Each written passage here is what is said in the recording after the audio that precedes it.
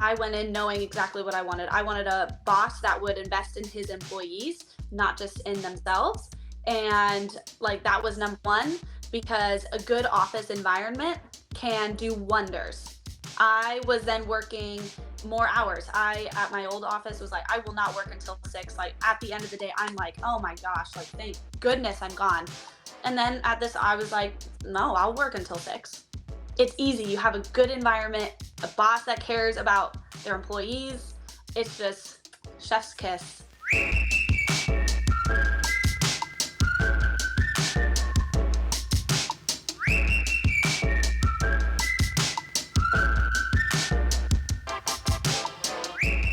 Hi, everyone. Welcome to this episode on the Happy Practice Playbook. I'm Mo Jones, and in each episode of the show, you'll hear conversations with dentists, office managers, staff, and specialists who know how to create a happy practice. On today's episode, we're joined by Corina Layton, a dental hygienist first and content creator second. She has over 2.4 million followers on TikTok and is passionate about clinical dental hygiene as well as patient education. Welcome to the show, Corina. Thank you. I'm glad to be here. Man, this is exciting. I mean, I don't know about our listeners, but I mean, you're kind of a big deal, like TikTok famous. Wow. Happy Practice Playbook is getting up there. Add this to my street cred. Y'all She's can thank friends with Adam for like famous- coming at me at the DS Corona World. Like, you're good. Listen, we He deserves a love to raise. see He it. deserves a raise. Yes, we love to see it. We love the go-getters. Look at us now. Who'd have thought? I know, right? I'm super excited. We've got a great show today, guys. Let me tell you. So, of course, we will start with our statistic today, which is in a recent study, about 33% of dental hygienists reported recent burnout. How have you mitigated burnout in your career? Yeah, so and I'm not even surprised by that statistic either. If anything, I feel like it would even be higher just from actually like working. Um so burnout is just going into work and literally just not wanting to work. I mean, I love my job. And so, number one, that is how I get rid of burnout. It's just doing what I love to do. And that's for anybody's job. You can get burnout with anything, but not just dental. But burnout a lot can be related to just being in pain. A lot of dental hygienists, we have musculoskeletal disorders, or we're just coming in already with just back problems as it is. Um, Different things like that it's just then you work and you're kind of hunched over all the time, and it just makes it worse, which makes you not like your job because you're in pain, therefore you don't want to do it. But how I kind of get around that is I know my body and I know what schedule works for it. So I go into a job and I'm like 4 days a week. They want 5 days. I worked 6 days at one point in time, and way too much. I started to not like my job, and I know that I love my job. So finding that balance, what works for you, and stand by that. That job, if they want you enough and if it's the right practice, they will form a schedule for you with what works for you. And then it's all, once again, just a lot of it is just ergonomics and time management. So time management is the figuring out what days work for you, and then advocate for yourself. Get the right instruments, make sure that they are sharp. You will be much happier doing your job with the proper instruments when you can do your job happily. Getting the proper different like hand pieces or things like that are more ergonomic, that once again allow you to just do your job faster, easier, more comfortably. And then like I have a saddle chair that's actually also kind of where I kind of grew and grows to fame, I guess, on social media. I just made a new word. Well, it's not a new word, but a new context for it. But new definition. Look it up, Merriam-Webster. Exactly, it's there. And Corina will be right next to it. But like having a saddle chair, it keeps my posture upright. And so once again, just another kind of tool and asset that I have in my like little realm of things, my loops and my glasses and things like that to help. But it's just finding what I need in my own little space to make me kind of enjoy what I do. And but I would say a lot of it is just the time. It's just don't overwork yourself, and that's in any job. It just doesn't become fun at that point. So yeah, I think advocating for Yeah. yourself, and I think when you become an advocate for yourself and you see the value you bring, I know in like other episodes of the podcast we've talked to practice owners and even previous practice owners that they have noted that when they invest in their people, it makes a It difference. And so I think if you're does. coming to the table saying, "Hey, this is what I need," this is what looks like investing in me and what's Yes. going to help me. I think you coming with that to the table, and you're with a practice owner or manager that's like, okay, we're ready. You just need to tell us what. I think it makes a much better Yep. relationship My too, right? last And you're, oh yeah, go Yeah. ahead. Sorry. No, no, no, my last office, it was exactly that. It was like I went in looking for something specific, and it was a practice, and this was my office back in Philly before I moved. Um and I went in knowing exactly what I wanted. I wanted a boss that would invest in his employees, not just in themselves. And I like that was number 1 because a good office environment can do wonders. I was then working more hours. I at my old office was like, I will not work until 6. Like at the end of the day, I'm like, oh my gosh, like thank goodness I'm gone. And then at this, I was like, no, I'll work until 6. Sure. And then sometimes I would have to stay a little bit later if I, clock out, create content, whatever for my own page and things like that. But I didn't care because it was fun. We're always laughing. We're having a good time. I knew that if I needed an instrument, I just told him. And he was like, okay, put it on the ordering list. It's easy. It's easy. You have a good environment, a boss that cares about their employees. It's just chef's kiss. That's all I have to say. Well, and I think you're creating a solid foundation and expectations from the Yes. start too, because I would think that maybe not that necessarily people aren't worth certain investments, but I think if a practice owner is like, hey, I know you want this, but this is what we can do right Yep. now. I think establishing that with each other, and it's like, okay, I know what I can ask for, or knowing that, hey, this is something I can do further Exactly. down, but this is what they're needing. So I Yes. don't know. I think, right, a lot of times we just get lost up in the Yeah. non-communication of that, Yep. of not advocating for ourselves, but also not seeing where the other side is and where they're willing to meet us halfway. Yeah. So we got to use our voice, and I know that can be super scary. And I think too sometimes maybe you actually there's no you could you will speak better to this because you are a hygienist and I am not. But I think sometimes it can be scary though, like advocating for yourself and speaking up, Yeah. because sometimes maybe you're seen as not the lowest on the totem pole, but kind of beneath, Yeah. right? And that, I mean, but hygienists are crucial. Like Yeah. success is not without Patients the hygienist. So typically are in the hygiene chair, then they get their exam, and then they're in the doctor chair. Unless it's just like an emergency, then they go straight doctor, but it's usually hygiene, exam, doctor's appointment. And I had this conversation actually when I actually turned down a position that I was applying for here in Savannah. And um the office extremely outdated, paper charts, the equipment just outdated, very, very old. If I'm walking into an office in 2022 and almost 2023 and you're still using paper charts, that's a no for me. As just as a hygienist, I graduated in 2020. Like I'm digital, but that, and then I had a conversation with the doctor, youngish doctor too, just went to a conference, bought a whole bunch of brand new equipment for themselves. And that was the red flag. That was the red flag that they will invest in hundreds of thousands of dollars of equipment for themselves, but they're hygienists. So that was where I got my first Southern bless your heart. oh, nothing like a good old bless your I heart. know. Let me I was tell you. like, all right.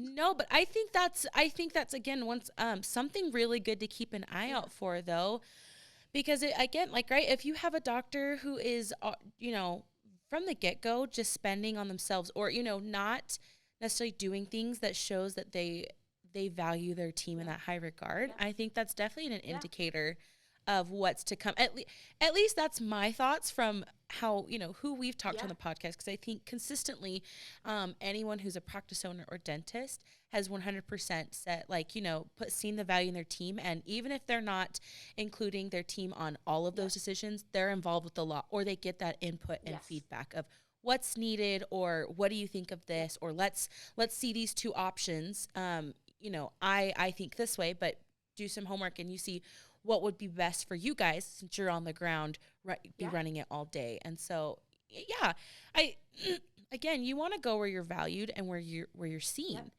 And I again, it's like, just because, okay, not just because, but as a hygienist, knowing your value and where you stand, and that at the end of the day, the doctor does a lot and they have special things, but the hygienists are, kind of the machine We that are keeps everything specialists in oiled what and we going. do.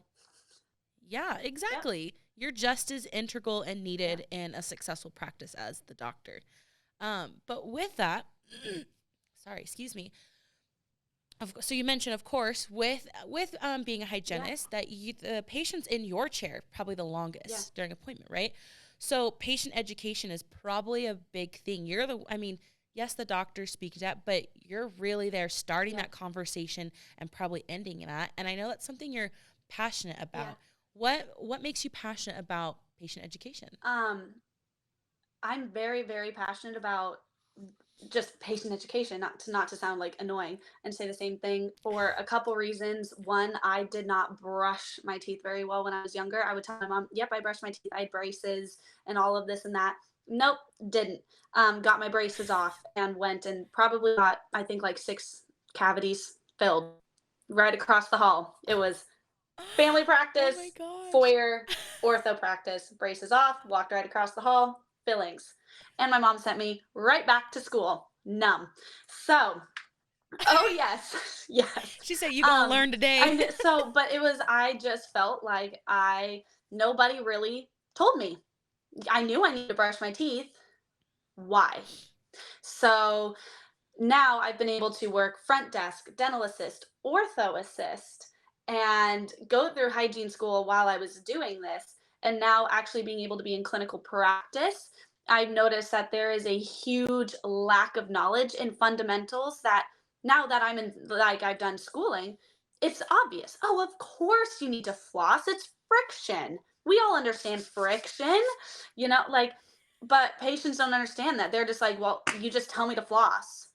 Like, I floss when there's steak stuck in my teeth. Not every day. I floss selectively. It hurts. It was like, why does it hurt? Why are you getting food stuck in your teeth? Are you getting food stuck in your teeth because your contact isn't meeting, so you have this space here between your teeth? Like, what do we need to do? Do you need a crown then on that tooth so that we can form that contour properly? So many just different things. And so that was also where, like, it was kind of cool then growing on social media, was that then I was able to have a platform also. Like I said, it was a lot of it was just the saddle chair initially that I got. Just people were like, first off, what is that chair? And it's for ergonomics, but then it was like people then genuinely have questions. Everyone wants to know about whitening. And I'm like, number one, get your teeth clean first. Go get a cleaning first. You can't whiten over dirt. What do you have to do if you're painting a cabinet? You need to sand off, get rid of the old stain, or the same thing with your deck or whatever it may be before you can put something on top of that that's different, that's new. Otherwise, it's not going to stick and it's not going to work. It's just going to chip and peel off. So it's the same concept. It's like, just get your teeth clean first and then ask your dental professional about what works best, because obviously I've not looked in their mouth. If they've got tons of recession, one whitening thing is not going to be ideal because they're going to have sensitive teeth. But it's at least opened up the door for people to then hopefully have a conversation about, oh, like, I haven't been to the dentist in 10 years. I'm so embarrassed to go. You are my favorite patient. Thank you. Can you sit in my chair, because that is going to be the most fun, to clean your teeth and to see the after results. I love I love that. I'm very much like an instant gratification person. It's also, I'm very spontaneous. If I feel like I want to do something, I'm probably going to do it like right then and there, because that's what right now in that moment is just making me happy and fulfilled. And I've had patients that have come back after needing a scaling, or they call it a deep cleaning. I hate that term. I hate that term. But regardless, so much tartar that it was just like, I mean, they were just not confident in their smile. They came back after we did the whole scaling. They came back. I usually get them back. I think this was their 1 month appointment. 4 to 6 weeks is usually when we can Mhm. actually see where you have all that buildup on the tooth and below the gums. And when we get rid of that, now the gums are able to healthily attach to the tooth and to the root structure again and to reform that. So then we're actually able to see how often do you need to come in, what maybe do we need to work on. There's problem areas that we need to maybe dive a little bit more into. They came back and they were smiling and was like, I have not felt so confident to smile, because initially the gums were just red, inflamed. I mean, the Mhm. gums go down or pull away where there's tartar. So it's like the contours weren't right, Mhm. and just smiling like, you have given me so much confidence. And usually that's what the dentist hears. And so as a hygienist, to hear that, that's still like, I mean, made my week, my day. Like, I'm still talking about it. That was probably the most rewarding like experience so far in my like young 2.5 career, 2.5 year career. That it's just, I feel so blessed to be able to do what I love and to be able to impact other people. So if I can educate so that they understand, this is the importance of why you should go in. Don't wait 10 years, but if you do, it's okay. It's okay. Like, I love to have you in my chair. You might just have to come back a couple times, but I would love to have you in my chair. And pretty much every other hygienist will most likely agree with me. That's, I mean, honestly, that sounds exciting to me. It's Is, satisfying. right? I mean, maybe we're just weird. That's okay though, I mean, because pimple weird popping people make the. videos, I'm all about Oh my that. gosh, Like, I love those too. But sometimes I'm like, how have you let that just be on your skin for so long? I Like, know, but like it's the exact same thing. I think it's like yeah. dental hygiene. It's like they just see it in the mouth all the time. People are like, oh, like I have plaque buildup and it doesn't go away. Then it's not plaque anymore. Plaque is that soft kind of, you run your tongue over Mhm. your teeth and you're like, oh, they kind of feel fuzzy. That's plaque. You can brush that away. Now, when it gets hard, it calcifies into tartar or calculus, as we call it. And once that's there, you can't get it off. And so that's why tartar removal toothpastes, not a thing. They're very, very abrasive. So they actually do more damage than good, because once the tartar is formed, it has to be manually removed by a professional. So there you Wow, I'm already learning so go. much. So, so okay, one thing that you mentioned, right? Like sometimes you may have a patient that hasn't come in for 10 years. So I think there's no thinking actually. We live in a world where people want answers now. Yeah. And also, I think because of the pandemic and just the way things are, we may have lost a little bit of social skills. And so I think, Yes. being in the chair and ask, a lot of people don't ask directly because they're nervous, they're scared, or it's just not something they do. Yep. So people go to the internet and Yep. especially TikTok, right? Nowadays, yep. And so, which, man, TikTok, that's all I gotta say about Wild that. ride. But, right? I know. Pick your poison. What day is it? Because you never know It'll what be you're gonna different. get.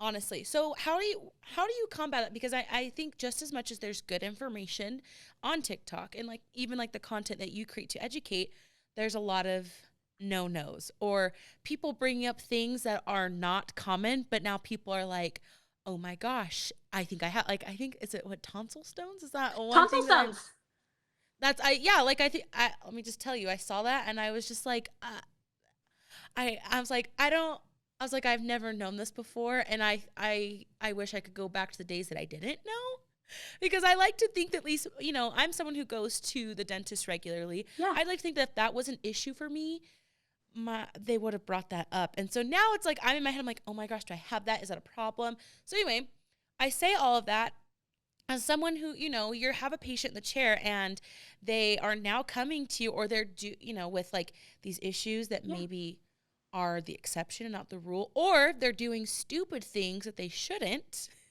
because TikTok told them. Yep. How do you educate that without Yeah. someone maybe feeling dumb or stupid. Yeah, Like, yeah. you're No, a dumb. lot of Why did you do that? yeah, so a lot of it is just education with grace.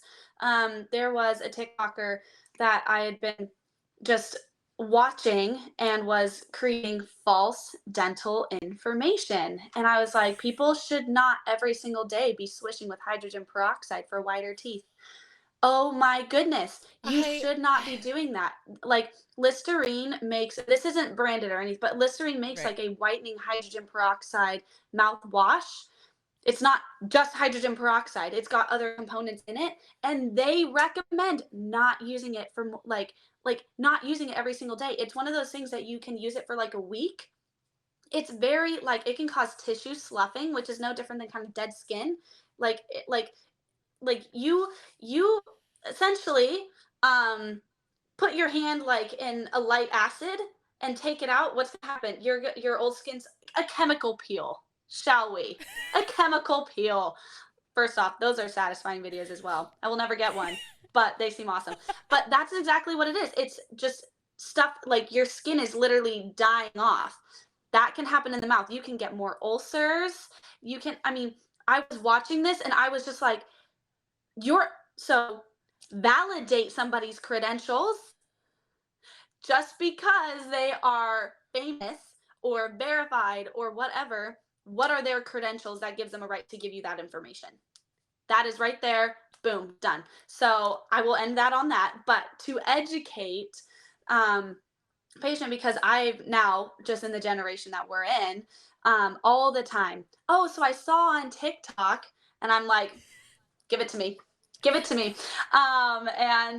Like, oh, I saw on TikTok, and if we're going to be talking tonsil stones, so to be like, oh, like, do I have tonsil stones? Like, why would I have tonsil stones? I mean, nobody's ever told me I have tonsil stones. That's where I'm like, all right, open up. Like, let's look at your tonsils. It's going to be little white dots in the crypts or the holes that are in your tonsils. Very normal. Very, very normal. But what can tonsil stones cause? They can cause bad breath. So, a lot of times, and I mean, they can make you feel like you have a sore throat, like your tonsils are swollen and things like that. I don't get them very often, but I have had them. What you can do safely at home, you can just take a Q-tip, lightly push on that, and the tonsil stone can be dislodged. I love dislodging tonsil stones. Very fun.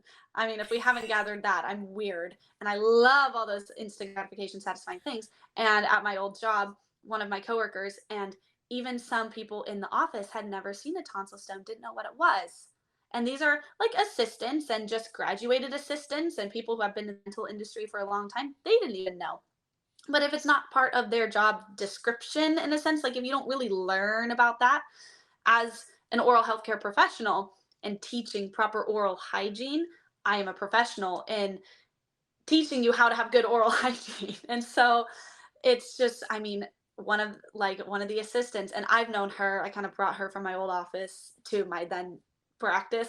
And she laid back in the chair, all the other assistants, they're all around, they're like watching me, and I'm like Q-tip, like, and I dislodging tonsil stones, and they were all like, oh my gosh, like, what is this? And I'm like, don't smell it, like it's gross, like, and that's why it causes bad. It's just like an accumulation of just it kind of calcifies, just like gross. But it's just it's educating and just kind of having fun around it. Like this is literally what I do. I kind of tell stories and I like to just relate it back and be like, dude, like I get tonsil stones. Patients all the time are like, oh my gosh, like I can't believe I have to have a crown.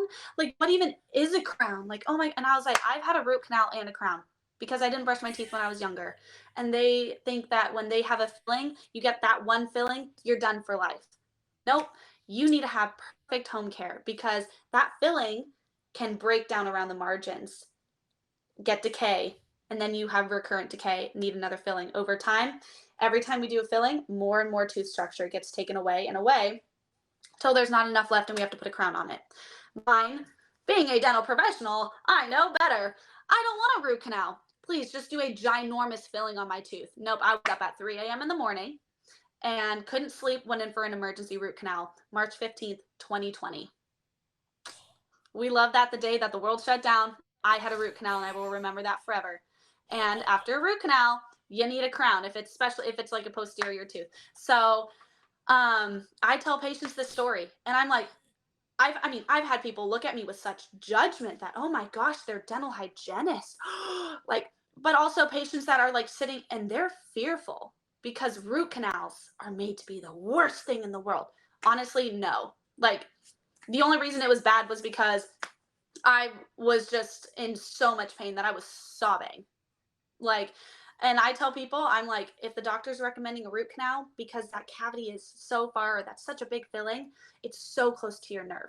It's usually 45% more in the mouth than it shows on the x-ray. And it's right there on the x-ray at your nerve. So it's most likely butting up against to it. The doctor will then, we can try a filling. And the patient's like, okay, want to do that. But then the doctor always ends it. But if that does not work, and I go in there and I remove the decay and I'm staring at the nerve of your tooth, you're going to need a root canal. So we're going to present you 2 treatment plans, one for a filling, one for a root canal and a crown. And so it's just having that conversation with grace and just letting them know, like, you're human, I'm human.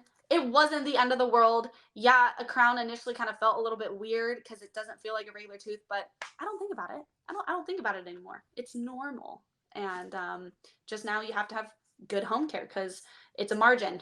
It's a margin over it, and bacteria can collect around that. So yeah. So it sounds like really the key is just being real. And Yeah. I'm thinking as someone who's sitting in the chair, because okay, I get embarrassed very easily, and I'm also a perfectionist, and so I'm one of those people that when I'm like my dentist is like, oh yeah, it looks like you have like a cavity, or gonna need a filling. I feel so embarrassed. I'm like, I'm a terrible person. No. And I'm like, I can't believe it. But I think it's the hygienists that I work with at my dentist are amazing. They're always like, it's okay. It happens.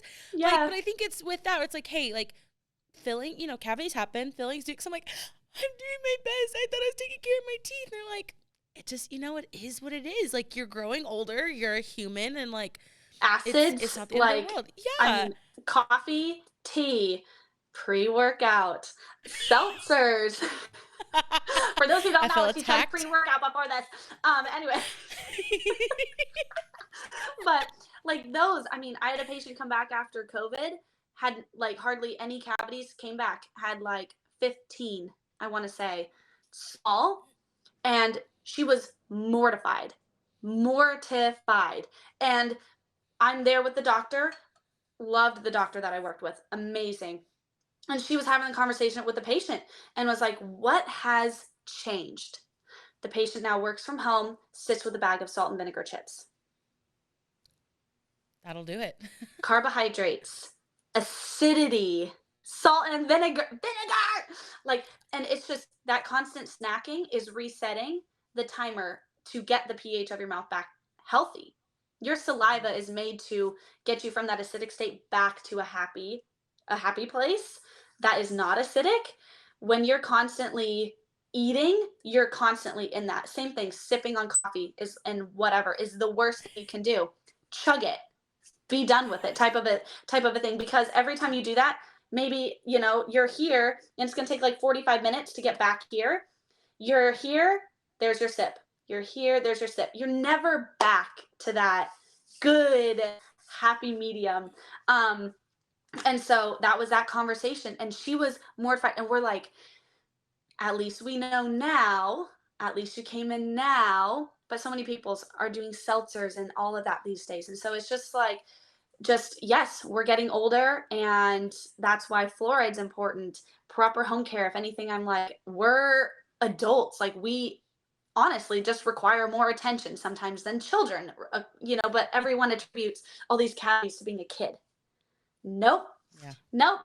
Nope, not us adults. We're eating a lot more ice cream and carbohydrates because we don't have anyone telling us what we need to do anymore these days. So I should have never been left alone to be an adult and take care of myself. Honestly. I agree. Like, can I go back? Like, can I just go back? Right. And so I think with this too, right? As you're sitting, you have someone in the chair, whether they're watching TikToks or not. I think I think it's important that you have to kind of reiterate information, even if you're like, Yeah. I know I've told that person. We as human beings, we are presented with like I would say billions of bits of information Yeah. all day, every day. And Yeah. so even as I think, it may be easy for you as a hygienist to be like, oh yeah, you need to brush teeth or you need to floss. This is how you floss. Like, and maybe in your head's like, that's a no brainer, but you kind of have to. I mean, I know my hygienist every time I know how to floss, but she's always like, you need to do this. And I'm like, yep. It's just, I mean, for me, like, it's a nice reminder, but I'm sure there's people out there they forget and you have to tell them. And I Yeah. think with that too, of reminding them of that home care or those things to be proactive, it's also, I think, because I think this goes with, kind of educating people, is reminding that at the end of the day, you're the professional and you take ownership of that, have confidence. The fact that Yes. they're sitting here in your chair, you're telling them what they need because you're the expert. Yep. And, they don't need to be going to, or if they're going to go to TikTok, it's a credible source. So, hey, and I Yep. think I'm pretty sure you do in your videos as well, as like, hey, these are tips and tricks and this is important, but also you need to consult with your dental professional because Yes. a lot of things can be case by case. Yes. What may And work I'm not a for, dentist either. You know what I mean? So it's like yeah, they're like, "Oh, do I need a root canal?" And I'm like, "You may need a root canal for X, Y, and Z reasons, but if you are not sure, like if you have not been told you need one, please see a dental professional." "Oh, I cracked my tooth. Do I need to see a dentist?" Yes. yes, absolutely. Period. Send. What are we still That's it. doing here? That's it. But that's just where having a platform that they see you, and this is where once again I'm like, to build your platform in the dental category and not be a dental professional is dangerous. And that's where that recommendation of the Yeah. hydrogen peroxide, I was like, oh my goodness. But I'm not looking um to fight on Yes. the app. So so that's where instead I can just educate, where then people ask me, they're like, "Oh, I saw this." I'm like, "Don't do that." But I'm not going to like call anybody out on the app, Yeah. you know. Well, I But mean, at the end of the day, it's figuring out, are you on that platform to educate or to yeah, fight the ignorance? And I think exactly. even though it sounds like the same, but it's not, because I think Hmm. you could spend all your time and energy just basically telling people why they're wrong and do this without ever actually educating people as to Yes. why. Yes. Oh my goodness. Versus, All right? right. Like, TED hey, Talk you know what? complete. I'm gonna take the time and I'm gonna tell you, here's things you should be doing. You Yes. know, if someone Yep. asks, happen to say, how about this? No, but here's why, and here's the education behind it. And this And is so, why. Exactly. Exactly. People all the time, periodontal disease. They have bone loss. Yep, I have bone loss. I have periodontal disease. So why aren't you going in every 3 months? Why are you right. going in one time a year?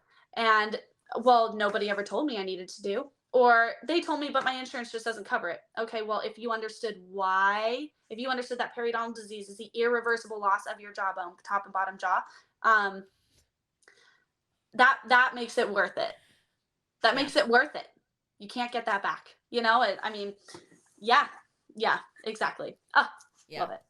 Yes. So I think especially, it's all about the intention too, right? I think Yeah, this could be for anyone, but especially hygienists. When you have a patient in your chair, what is your intention? Are you there just to do their the cleaning bare and then minimum. just, Yeah, yeah, job and one job and done? description or Or are you there to, help support them in their oral health journey, right? yes. Are you there to not only do their cleaning, but hey, you know what? This is good. You're doing this great. I see this here. This will probably help, but we'll keep an eye on it when you come back.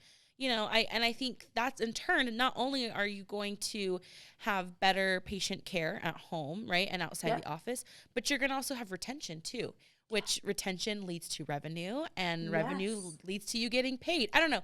That's Yeah. just my thoughts, but what do I know? I'm sitting here in a studio just talking about it. I'm not in the chair at the No, office doing it's the true. job. It's true. It's true. You got it. You got it. But yeah, I think this is the episode for the hygienist, but I think it's, one, see again, seeing the value that you bring and having confidence in that. Yeah. And then, being intentional of what you want to be, and believing you are the expert in what you do Exactly. and providing that. Exactly. Advocate. Advocate for yourself all day, every day, whether it's to your patient or to whoever. With Yes. grace. with grace. Yes, obvious. Yes, because Yes. sometimes it's possible to get a big head, and then it's embarrassing when someone pops that, and you gotta pick yourself up. So, Yep. you know, take it with a not just a slice, but a whole humble pie. Ex- Love that. Yes. Yep. Yep. Okay. Well, we are almost out of time, but Mm-hmm. we love to leave listeners with a motivational tip. Oh So my if you gosh, could love it. take, I know, right? um, That's so good. thank you. But if you could take one page out of your playbook of success, what would it be? Um, I would honestly say, literally, I can't stress just advocating enough. In all aspects of life, know your worth. In everything that you do, know your worth. Jobs, relationships, friendships, like just when you're at a farmer's market and you're like, that zucchini is way too expensive. Can I get that zucchini and a tomato for that price? Like just in anything, know your worth, know just the value that you provide and that what they or whoever that whatever that is can also provide as well. Just um yeah, just confidence, just yeah, and do it with grace. All right. So knowing your worth, taking that with confidence and grace. I mean, because it's like a principle of self love. At the end of the day, you're the one living your life. So if Yep. ain't nobody else gonna love you if you don't love yourself. So Exactly. Yes. Exactly. Wow. This just got really deep and I love that. listen, I'm feeling warm and fuzzy and good. Good. And I'm just like, yeah, like this is making me feel like I'm a baddie. I'm about to get this. I know I'm a Yes. freaking awesome podcast host. I'm You not a are. hygienist, but I'm No, here. you have to be. You're great. It is what it is. But yes, this is for all of our listeners, but especially our hygienists. Know your worth, the value you bring, and you're the expert. You know, Yeah, know where you stand, where your boundaries are, and set them. And of those course. who know and see your value as well will invest in that and also respect it. Exactly. Exactly. You I'm gonna got get that off one. my soapbox now. Hey, no, stay on it. You're crushing it. All right. Well, that is a wrap for today. Karina, thank you so much for Of being with course. us. Thank you for gracing us with your TikTok celebrity presence. Oh my gosh. Love to see it. And thank you to everyone listening. Don't forget to join the Happy Practice Playbook Facebook group where we'll be discussing this topic more and sharing other helpful resources to help you keep your people happy. And as always, I'll be posting to get all of your tips and tricks as well. If you like what you heard today, hit that subscribe button so you don't miss out on the next episode. We hope you'll join us next time. It's your girl, Mo Jones.